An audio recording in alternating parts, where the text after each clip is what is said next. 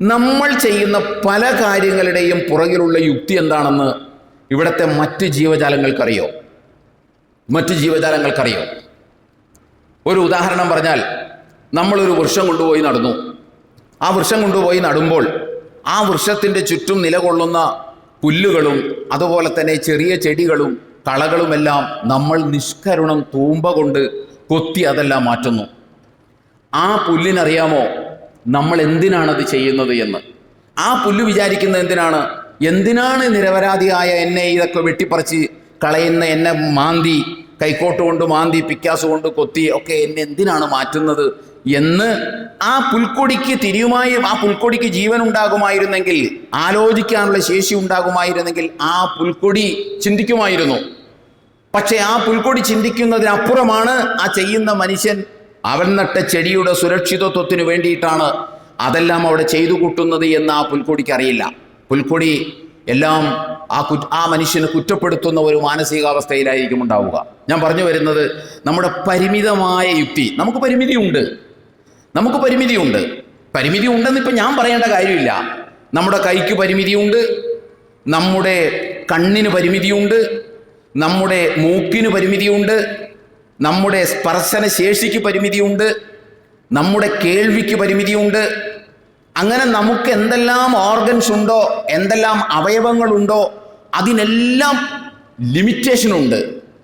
എങ്കിൽ ഈ തലയിലിരിക്കുന്ന തലച്ചോറിനും സ്വാഭാവികമായിട്ടും ഒരു ലിമിറ്റേഷൻ ഉണ്ട്.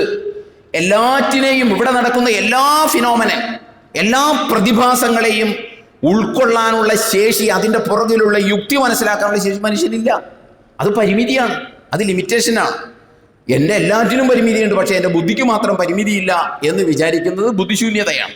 അത് മതം പറയേണ്ട കാര്യമില്ല, അത് ശാസ്ത്രം പറയേണ്ട കാര്യമില്ല, പ്രായോഗിക ജീവിതത്തിൽ നമ്മൾ കണ്ടുകൊണ്ടിരിക്കുന്നതാണ്.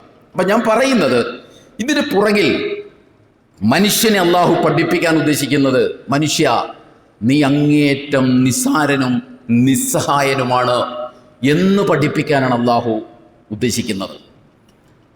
നീ വലിയ സംഭവമാണെന്ന് നിനക്ക് തോന്നും. നീ പലതും കണ്ടെത്തിയിട്ടുണ്ട്, ആർട്ടിഫിഷ്യൽ ഇൻ്റലിജൻസ് അടക്കം. നീ സാങ്കേതികമായി ശാസ്ത്രീയമായി ഒരുപാട് മുന്നോട്ട് പോയിട്ടുണ്ട്. ഇതൊക്കെ ശരിയാണ്.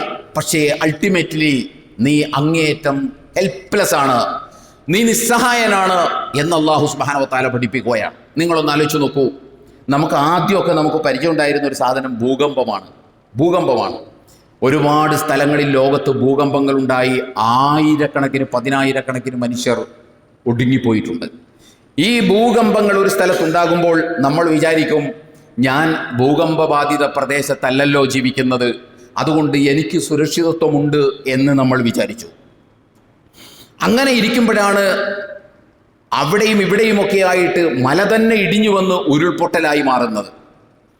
അപ്പോഴും നമ്മൾ വിചാരിച്ചു, ഞാൻ മലയോര വയനാട് പോലുള്ള, ഇടുക്കി പോലുള്ള, മൂന്നാർ പോലുള്ള മലയോര പ്രദേശങ്ങളിലല്ലോ താമസിക്കുന്നത്, അതുകൊണ്ട് എൻ്റെ കാര്യം സുരക്ഷിതത്വമാണ് എന്ന് നമ്മൾ തീരുമാനിച്ചു. അങ്ങനെ ഇരിക്കുമ്പോഴാണ് വെള്ളപ്പൊക്കമുണ്ടായത്. വെള്ളപ്പൊക്കമുണ്ടായപ്പോൾ നമ്മളിൽ ഒരു കൂട്ടർ വിചാരിച്ചു, നമ്മൾ താഴ്ഭാഗത്തല്ല, നമ്മൾ പൊക്കപ്രദേശത്താണല്ലോ, അതുകൊണ്ട് നമ്മളെ അത് ബാധിക്കില്ല. ഇനി വെള്ളപ്പൊക്കം ഉണ്ടായാലും ശരി, 2018 സ്കെച്ച് അനുസരിച്ച് ഞാൻ പൊക്കപ്രദേശത്താണ് താമസിക്കുന്നത്, അന്ന് വെള്ളം വന്നിട്ട് എൻ്റെ വീട്ടിലേക്ക് വന്നിട്ടില്ല, അതുകൊണ്ട് ഞാൻ സുരക്ഷിതനാണ്, ഞാനും എൻ്റെ കുടുംബവും സുരക്ഷിതമാണ് എന്ന് തീരുമാനിച്ചു. അങ്ങനെ പലരും വെള്ളം മുങ്ങിയ സ്ഥലങ്ങളിൽ നിന്ന് മാറി വെള്ളം ഉയർന്ന പ്രദേശങ്ങളിൽ സ്ഥലം വാങ്ങി വീട് വെച്ചു. അവർ സമാധാനിച്ചു, ഇനി വെള്ളം ഇങ്ങോട്ട് വരില്ല എന്ന്. അങ്ങനെ ഇരിക്കുമ്പോഴാണ് പലയിടത്തും ചുഴലിക്കാറ്റുകളും കൊടുങ്കാറ്റുകളും വരുന്നത്. അപ്പോഴും അവൻ വിചാരിച്ചു, ഞാൻ നല്ല പില്ലറിൽ പൈൽ ചെയ്ത് ഉയർത്തിയ പില്ലറിൻ്റെ മുകളിൽ കെട്ടിപ്പൊക്കിയ വീടിനകത്താണ് ഞാൻ താമസിക്കുന്നത്, അതുകൊണ്ട് എന്നെ ഇനി അത് ബാധിക്കില്ല, കാരണം ഏത് കാറ്റ് വന്നാലും ഞാനും കുടുംബവും സുരക്ഷിതമാണ് എന്ന് വിചാരിച്ചു. അങ്ങനെ ഇരിക്കുമ്പോഴാണ് സുനാമി വന്നത്. സുനാമി വന്നപ്പോൾ നമ്മൾ വിചാരിച്ചു, നമ്മൾ തീരദേശത്തല്ലല്ലോ താമസിക്കുന്നത്, നമ്മൾ കൊച്ചിയിലോ അതല്ലെങ്കിൽ പിന്നെ വൈപ്പിനിലല്ലല്ലോ താമസിക്കുന്നത്, ആലപ്പുഴയുടെ തീരപ്രദേശങ്ങളിലുമല്ല താമസിക്കുന്നത്, വളരെ മാറിയാണ് ഞാൻ താമസിക്കുന്നത്, അതുകൊണ്ട് അതെന്നെ ബാധിക്കാൻ സാധ്യതയില്ല എന്ന് നമ്മൾ ആശ്വസിച്ചു. അങ്ങനെ ഇരിക്കുമ്പോഴാണ് ദേ വരുന്നു കൊറോണ. കൊറോണ വന്നപ്പോൾ എല്ലാവരുടെയും പ്രതീക്ഷകളെല്ലാം തെറ്റി. ലോകത്ത് ഏത് സുരക്ഷിത കേന്ദ്രങ്ങളിൽ ഇരിക്കുന്നവനും നിസ്സഹായനാണ് എന്ന് ബോധ്യപ്പെടുത്തുമാറ് കൊറോണ ലോകത്തേക്ക് കടന്നു വന്നു. എല്ലാവരെയും അത് പിടികൂടി. ഞാൻ പറയുന്നത് ഇതൊക്കെ സൂചിപ്പിക്കുന്നത് ആത്യന്തികമായിട്ട് എന്താണെന്നറിയാമോ? നമുക്കാർക്കും ഈ ഭൂമിയിൽ ഒരിടത്തും ഒരു സുരക്ഷിതത്വവും ഇല്ല എന്നാണ് ഇത് സൂചിപ്പിക്കുന്നത്. ഒരു രൂപത്തിലല്ലെങ്കിൽ മറ്റൊരു രൂപത്തിൽ, ഇനിയും നമ്മൾ കാണാത്ത രൂപത്തിൽ നമ്മുടെ ജീവനും നമ്മുടെ കുടുംബാംഗങ്ങളുടെ ജീവനും ഭീഷണിയായി ഇനിയും പലതും വരാം. ഇനി തൽക്കാലത്തേക്കൊന്നും വന്നില്ലെങ്കിലും മറ്റുള്ളവൻ അശ്രദ്ധമായി ഓടിക്കുന്ന വാഹനം മരണമായി നിന്റെ മുൻപിലെത്തും. അതിനും നിന്നെ കീഴ്പ്പെടുത്താൻ കഴിഞ്ഞില്ലെങ്കിൽ അകാലത്തിൽ നിന്നെ എടുത്തുകൊണ്ടു പോകുമാറ് മാരകമായ രോഗങ്ങൾക്ക് നീ വിധേയമായി മാറും. ഇതൊക്കെ സൂചിപ്പിക്കുന്നത് എവിടെയും ഒരു സുരക്ഷിതത്വം ഇല്ല എന്നാണ്. നീ ഇനിയിപ്പോൾ എന്തൊക്കെയാണെന്ന് പറഞ്ഞാലും നിനക്ക് ജീവിതത്തിൽ ഒരു സുരക്ഷിതത്വം ഇല്ല എന്ന പാഠം പഠിപ്പിക്കുകയാണ് പടച്ചതമ്പുരാൻ. നീ നിസ്സഹായനാണ്, നീ നിസാരനാണ്. അതുകൊണ്ട് അല്ലാഹ് പഠിപ്പിക്കാൻ ഉദ്ദേശിക്കുന്നത് യാ അയ്യുഹന്നാസ് അൻതുമുൽ ഫുഖറാഉ ഇലല്ലാഹ്, ജനങ്ങളെ നിങ്ങൾ അല്ലാഹുവിങ്കലേക്ക് ആശ്രിതരാണ്. നിങ്ങൾ അർറഅഹുസ്തഗ്ന, നിങ്ങൾ തനിക്ക് താൻ പോന്നവനാണ് എന്ന് നിങ്ങൾ ഒരിക്കലും വിചാരിക്കരുത്.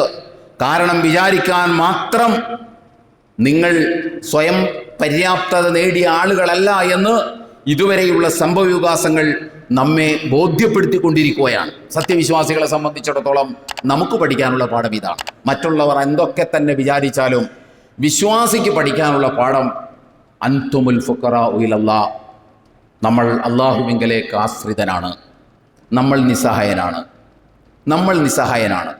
ആ ദുരന്തമുഖത്ത് നിന്ന ആളുകൾ നിങ്ങളൊന്ന് ആലോചിച്ച് നോക്കൂ.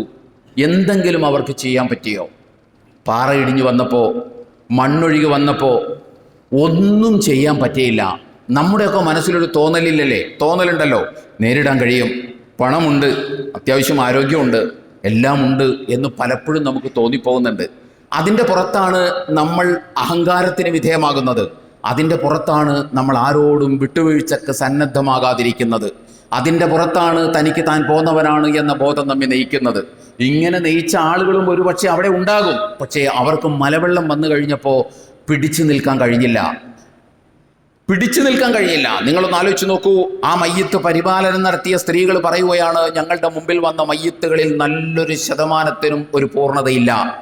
എല്ലാം വികൃതമായി, തിരിച്ചറിയാൻ കഴിയാത്ത വിധം, അവയവങ്ങൾ നഷ്ടപ്പെട്ട വിധം ഉള്ള മയ്യത്തുകളാണ് ഞങ്ങളുടെ മുമ്പിൽ ഡെഡ് ബോഡിയായി വന്നത് എന്ന് അവർ തന്നെ സാക്ഷ്യപ്പെടുത്തുകയാണ്. അതുകൊണ്ട് നമ്മൾ ഇതിനകത്ത് പഠിക്കേണ്ട പാഠം ഇതാണ്: നിസ്സഹായനാണ് നമ്മൾ. അതുകൊണ്ട് നമ്മൾ എന്ത് ചെയ്യണം? ഒന്നാമത്തെ നമ്മൾ ചെയ്യേണ്ടത്, ഭൂമിയിലൂടെ നമ്മൾ തനിക്ക് താൻ പോന്നവനാണ് എന്ന വിചാരത്തോടുകൂടി നടക്കാതെ അങ്ങേയറ്റത്തെ വിനീത ഭാവത്തോടുകൂടി ഭൂമിയിലൂടെ നമ്മൾ നടക്കണം. വലാ തംശി ഫിൽ അർളി മർഹ, ലുക്മാനുൽ ഹക്കീം അലൈഹിസ്സലാത്തു വസ്സലാം തൻ്റെ പൊന്നുമോനെ വിളിച്ചിട്ട് പറഞ്ഞത്, യാ ബുനയ്യ ലാ തംശി ഫിൽ അർളി മർഹ, ഭൂമിയിലൂടെ നീ ഒരിക്കലും അഹങ്കാരത്തോടുകൂടി നടക്കരുത്.